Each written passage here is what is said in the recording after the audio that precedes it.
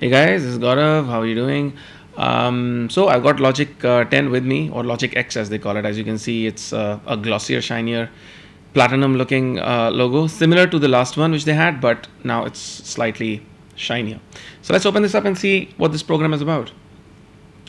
So it kind of loads fairly quickly. This looks familiar because, of course, there have always been templates to do certain things. But under the hood is like some very amazing new features which we're going to talk about. So this is just an overall review of the program. So of course you can open a style or whatever. I'm just going to go with an empty project and choose that. Okay. So here again, like the previous Logic, you have the option of opening either a software instrument, external MIDI, audio. Now they even have other categories like guitar, bass, and stuff like that. Either you're recording it from, your interface, or you're using another library instrument or something like that. And they've also got drummer, which can open up from the library. So basically, they've extended support of soft instruments by including a real-time drummer and stuff, which is really really cool. But in this case, I'm just going to create something with just. Just opens up. Okay, anyway, so I have downloaded a lot of the basic content which comes through, but I haven't downloaded the entire content. If you want to download after you've got the program, is you go to the Logic Pro window, go to preferences, go down and go to the download additional content thing, and it shows you an entire list of things that are here. So it's got essential sounds which come with it. These are already installed. If I press this, it will install it, which anyway will install that. It's supposed to be installed already, so when we say new packages, it goes away. Anyway, so here they've got the old legacy content, which is right below for compatibility. So if you've got projects which were in Logic 9 or 8 or whatever, they'll open up in this fairly okay. In reverbs, of course, they've got the new convolution engine which they already had, and they've got some new impulses in there, so you can check this. It's about 1.2 GB. There are regular Apple loops which come with it. The third-party content which used to be purchasable separately is now included. There's tons of new piano, orchestral sounds, mallets, guitars, drum machine, drum kits, bass, you name it. So you can go at your own pace. Once you download the main program, you can easily go back and download what you want at your own pace, so that you're functional and you can go ahead. Okay, in this case, this is already scanned in my audio units plugins from before, so of course they work as is. I just see it's a beautiful interface. It's people say it looks like GarageBand, maybe because of these certain GUI elements, but there's a lot under the hood. It's pretty much Logic with a lot more power, but a more streamlined interface. Now, why do you think they would do that? I think they did that because they want the simplicity and workflow feature of programs like Fruity Loops or GarageBand or certain other programs, which seem to be taking the cake as far as productivity goes and as far as workflow goes. So Logic has always been about workflow, and in spite of this upgrade being due for over 2 years, it's a well worth upgrade, as we will see. Okay, so everything is pretty familiar. Let me show you the windows on the left side. So here we have on top a library window, which is basically where you can get your sounds from.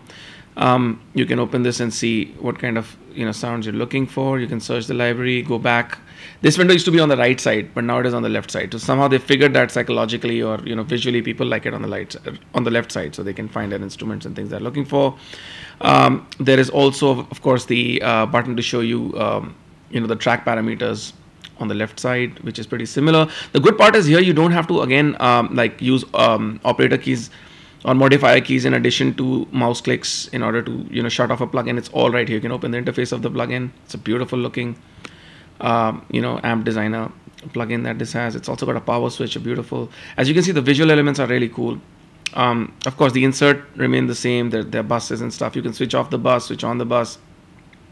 Everything's built in on per mouse click. The cool thing is that if you do insert a compressor, there's also a gain reduction meter. So you can, in addition to seeing the EQ curve here, you can also see gain reduction. But I guess this only works with Logic's plugins, not third-party plugins. So anyway, I still think it's a great idea or a great move. Okay, now let's go straight to a very, very cool feature. First, of course, let me show you the right side of the window. This is, of course, your window for your events, MIDI events and stuff, markers, tempo changes, key signature changes and stuff. This is a note editor which can let you add notes to the entire project or per track, which is really cool. So if you're leaving the project for another mix engineer or a producer, you can add your own notes and stuff, which is really, really cool. And of course comes the Apple Loops folder. So here it's pretty much similar. You can audition, MIDI, and audio loops. They're pretty much the same that it was the way before. And of course, this is the media folder where you have all your audio files, your other folders, video files, whatever. So all can be added from here. So this still remains on the right hand side. On the top again, we have a count in button now additionally, which is the 1, 2, 3, 4 count. You can switch it on and switch it off. You don't have to go back into the MIDI click window and assign it. That's right in the main screen. So the cool thing is like a one window interface, which is a really, really nice feature. Makes everything visible and there are no hidden things here and there. Okay, then of course there's a metronome switch, solo button. This is of course the replace button, and then there's a loop or cycle button. So that remains the same. Of course you can resize these windows and use real estate the way you want to use it. I can switch this off for now. Okay, this side of course is also can be done this way. Open the library. You can even shift this around, make it single or expand it more, however you want it. So pretty much works that way.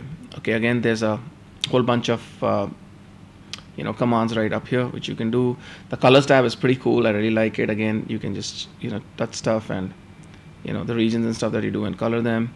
If you go to the mixer by pressing X, you can go here and color these too. So now you can color these tabs. Additionally, the mixer of course looks pretty neat. I like the way it is. And of course, yes, the new feature is that it's got high resolution metering, as we will see.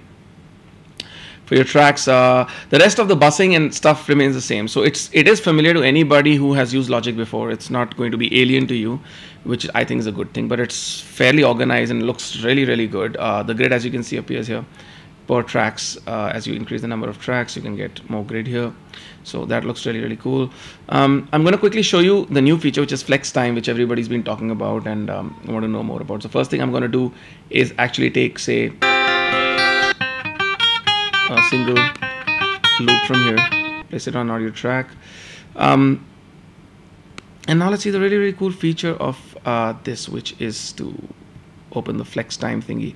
Okay, so as I touch this, of course there's a sample accurate editor below, which used to be there before too, so nothing new there, except it's a little cleaner and better.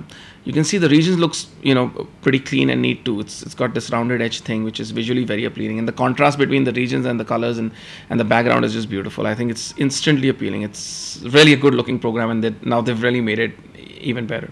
So I double click this and I can open this. Of course, on the left hand side I can see the region tab and then open flex tab. Okay, here it is. Open the flex mode to flex pitch, and there we go. When I touch this, there it is. So as you can see, in addition to the waveform, there is this Melodyne kind of interface which exists, and as you can hear, yeah, it's pretty much like this. I can move notes around. Even has a MIDI sound which is showing us what notes. So I've just kind of played around with this. And of course, it also has a time quantize, which is fantastic. So it can help you even shift certain notes right here. So flex pitch and flex time kind of happen together, which is kind of awesome.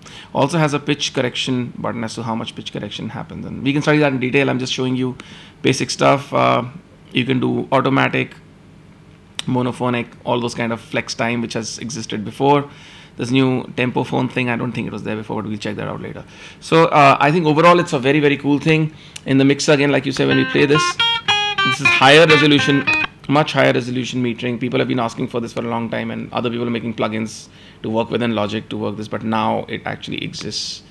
All in all, of course, you can drag this up and see this. The cool thing is, again, the channel strips, the plugins, you can switch off something, switch on something, open the interface, power it off on, change the plugin with one click. You don't need any modifier keys, which is really cool. So this is a quick overview of how the new Logic looks. I hope this was helpful. I'm probably one of the first guys who's doing this also. So I hope that you enjoyed that, and definitely, I mean, to me, I think the upgrade is definitely looking worth it. It's been over 2.5 years. So if you're a diehard Logic user, go for it. I think your workflow is gonna benefit, and the new flex time feature, specifically the flex pitch feature, sorry, is just invincible. I think it's gonna be really cool. I hate to do this with a plugin, and if it's built in, wow, that's gonna speed up stuff for me. Okay, about the sound engine. The sound engine to me pretty much sounded the same. I was testing this in my main studio also with my Apogee converters and everything. So to me, it didn't sound any different, better or worse. It sounded similar to Logic 9. So I don't know if they've made any changes to the engine, but anyways, it was good anyway. So no complaints there. So I'll see you guys later with a tutorial about certain features and how to do new things with this program, and I'm going to learn more about it and teach you guys to fiddle around with it. So till then, I'll see you. Good night. Ciao.